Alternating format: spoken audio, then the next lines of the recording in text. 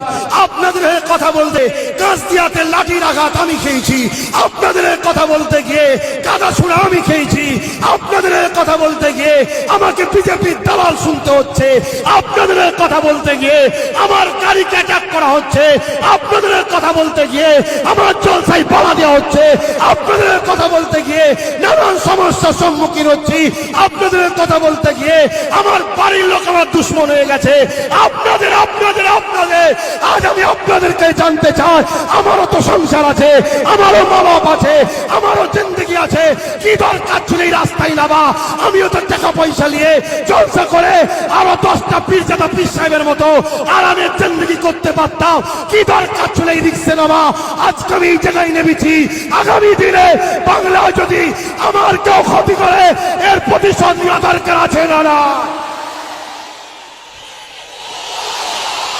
গোলাম কারা রাজি আছো? হাত তুলে দেখাও। এ জবান সত্য না মিথ্যা? ধোকা দেবে না তো? ধোকা দেবে না তো?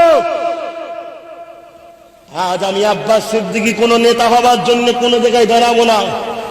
আজ আমি আব্বাস সিদ্দিকী কোন জায়গায় এমপি হবার জন্য দাঁড়াবো না। আমি আব্বাস সিদ্দিকী আপনাদেরকে দাঁড় করাবো। জগৎবল্লভপুর বিধানসভায় প্রার্থী আমি দেবো। এই শুনছেন? দেবো না দেবো না। আজকে এই নূরপুর গ্রাম আমার ছোট হুজুরের পাগল, এই গ্রাম থেকে একটা উপযুক্ত শিক্ষিত ভালো ভদ্র লোককে আমি জগৎবল্লভপুরে ধরুন ক্যান্ডিডেট করলাম। টোটাল জগৎবল্লভপুরের মুসলিম, দলিত, আদিবাসী, মতুয়া, হিন্দু গরিব সমাজের কাছে আমি যাব, তারা আমাকে ভাই বলে সন্তান বলে বিশ্বাস করে, এবং আপনারাও সবাই যদি আমার ক্যান্ডিডেটকে ভোট দেন, তিনি যদি জিতে আসে, আমি জবান দিয়েছি পীরের বাচ্চা এই জগৎবল্লভপুরে প্রত্যেকটা মানুষকে বলে দিয়ে যায়, অধিকার নিয়ে মাথা তুলে বাঁচার স্বাধীনতা আব্বাস সিদ্দিকী দেবে, কথা দিয়ে গেলাম। বলুন, এ কাজ করবো না ছেড়ে দেবো? করবো না ছেড়ে দেবো? এখন কারো মনে জাগতে পারে, হুজুর নবী দিবসের মাহফিলে রাজনীতি করছেন কেন? আমার নবী যেমন নামাজ শিখিয়েছে, রোজা শিখিয়েছে, হজ শিখিয়েছে, যাকাত শিখিয়েছে, আমার নবী তেমন রাজনীতিও শিখিয়েছে। এই কথা বুঝছেন না? বোঝেন না? আমার নবী 10 বছর কিভাবে দেশ চালাতে হয়, এমএলএর কি কাজ, এমপির কি কাজ, নেতার কি কাজ, প্রধানের কি কাজ, পাড়ার মোড়লের কি কাজ, দেশের রাষ্ট্রপ্রধানের কি কাজ, দেশকে কিভাবে নিরাপদে রাখতে হয়, আইন ব্যবস্থা কেমন হবে, মানুষের সঙ্গে কিভাবে ব্যবহার করতে হবে, বিচার আচার কেমন হবে, টোটাল 10টা বছর ধরে নবী আমার রাষ্ট্রনায়ক হয়ে দুনিয়ার মানুষকে দেশ চালানো, রাজনীতি করা শিখিয়ে দিয়ে গেছে। জোরে বলুন সুবহানাল্লাহ।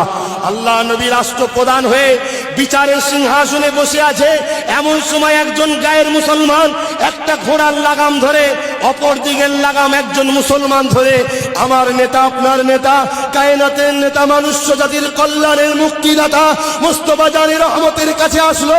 হে আব্দুল্লাহর বেটা মুহাম্মদ, এই ঘোড়ার বিচারটা আপনাকে করে দিতে হবে। মুসলমান বলছে, হুজুর ঘোড়াটা আমার। গায়ের মুসলমান বলছে, ঘোড়াটা আমার।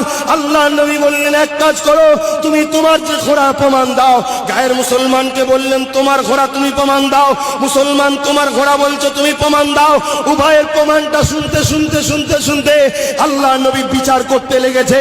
নবী আমার ফায়সালা টেনে দিলেন, এ মুসলমান, এই ঘোড়াটা যে তোমার বলছো, তোমার প্রমাণটা মজবুত নয়, এই গায়ের মুসলমানের প্রমাণটা মজবুত। অতএব আমি মুহাম্মদ বিচার করে দিলাম, এই ঘোড়াটা হলো এই গায়ের মুসলমানের। এই ন্যায় বিচার করা, এটা মুস্তাফা শিখিয়েছে। জোরে বলুন সুবহানাল্লাহ। আজকে ন্যায় বিচার হয়, আজকে ন্যায় বিচার হয়। পার্টির মিটিং হলে প্রশাসন পাহারা দিয়ে চোর ডাকাত খুনিকে মিটিং এ পাঠাচ্ছে, আর ধর্মী একটা জলসার মাহফিলে ন্যায়ের পক্ষে কথা বলবে, রাস্তায় আটকে যে আজকেই হেলমেট মাস্ক চেক করা হচ্ছে, এটা কি ন্যায় বিচার হচ্ছে? তাহলে বলুন, ইনসাফ কোথায় গেল, ন্যায় কোথায় গেল? কথা বুঝছেন না? বোঝেন না? শেষ একজন কেউ চিল্লাচ্ছে 2021-এ যদি এই আওয়াজে সাপ না দাও, আগামী দিন তোমাদের হয়ে বলার লোক খুঁজে পাবে না। কেন? যে বলবে তাকে অ্যারেস্ট করবে, যে বলবে তাকে জেল দেবে। অলরেডি এই টিএমসি সরকার যতজন কওমের জন্য চিল্লাতে গেছিল সব জেলে ভরে দিয়েছে। আমাকেও চেয়েছিল, ঠিক না বেঠিক? আমার বাড়িতেও 1500 পুলিশ পাঠিয়েছিল না? পাঠাইনি। তবে দিনের বেলা হলে কিন্তু আমি ইচ্ছা করে উঠতাম গাড়িতে। কথা বুঝছেন না বোঝেন না? তারপরে তো বুঝতো যে কাকে ধরেছি। ছুঁচো গিলা টাইপের হয়ে যেত, না উগলাতে পারতো না গিলতে পারতো। এই কথা বুঝছেন না বোঝেন না? আজকে বলুন, আপনাদেরকে আমি নিজের চাচা, নিজের মা, নিজের ভাই, নিজের বোন মনে করে জানকে বাজি লাগিয়ে দিয়ে আপনাদের জন্য আমি লড়ছি বাংলায়। আপনাদের হয়ে কথা বলতে গিয়ে কাঁচদিয়াতে লাঠির আঘাত আমি খেয়েছি, আপনাদের হয়ে কথা বলতে গিয়ে কাদা ছুড়া আমি খেয়েছি, আপনাদের হয়ে কথা বলতে গিয়ে আমাকে বিজেপির দালাল শুনতে হচ্ছে, আপনাদের হয়ে কথা বলতে গিয়ে আমার গাড়িকে অ্যাটাক করা হচ্ছে, আপনাদের হয়ে কথা বলতে গিয়ে আমার জলসায় বাধা দেওয়া হচ্ছে, আপনাদের হয়ে কথা বলতে গিয়ে নানান সমস্যার সম্মুখীন হচ্ছি, আপনাদের হয়ে কথা বলতে গিয়ে আমার বাড়ির লোক আমার দুশ্মন হয়ে গেছে। আপনাদের আপনাদের আপনাদের আজ আমি আপনাদেরকে জানতে চাই, আমারও তো সংসার আছে, আমারও মা বাপ আছে, আমারও জিন্দগি আছে। কি দরকার ছিল এই রাস্তায় নামা? আমিও তো টাকা পয়সা নিয়ে জলসা করে আরো 10টা পীরজাদা পীর সাহেবের মতো আরামের জিন্দগি করতে পারতাম। কি দরকার ছিল এই রিক্সে নামা? আজকে আমি এই জায়গায় নেমেছি, আগামী দিনে বাংলায় যদি আমার কেউ ক্ষতি করে এর প্রতিশোধ নেওয়া দরকার আছে না না?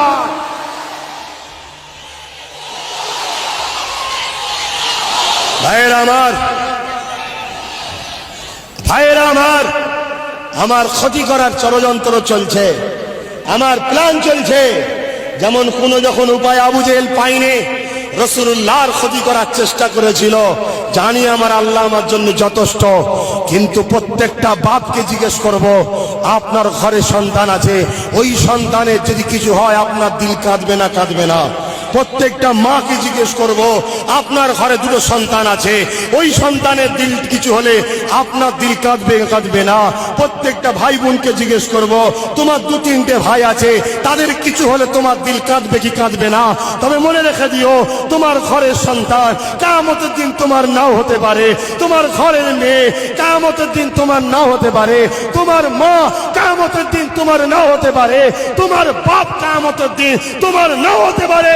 মনে রেখে দেবে, প্রত্যেকটা ঈমানদার আমার রাসূল জানিয়ে দিল কিয়ামতের দিন একসাথে আল্লাহর জান্নাতে যাবে। ঠিক না বেঠে? ভাইয়েরা আমার, এই হলো তোমাদের অভ্যেস খারাপ। এই অভ্যেস এখনো চেঞ্জ হয়নি।